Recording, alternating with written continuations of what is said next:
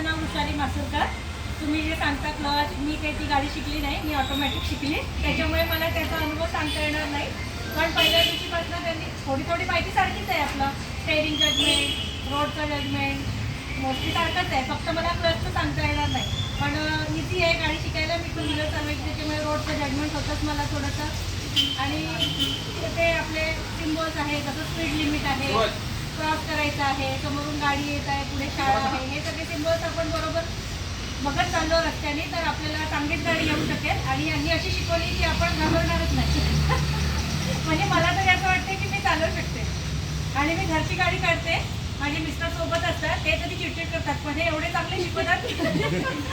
मी त्यांना सांगते की हे यांच्याकडनं शिकायची, तुमच्याकडनं नाही येणार मी शिकायला परत. असं वाटतं की परत यांच्याकडे अजून एकदा ट्रेनिंग करून परत एकदम प्रॉपर म्हणजे 100% 90% आली आहे, फक्त 10% साठी परत यावं असं वाटतंय मला.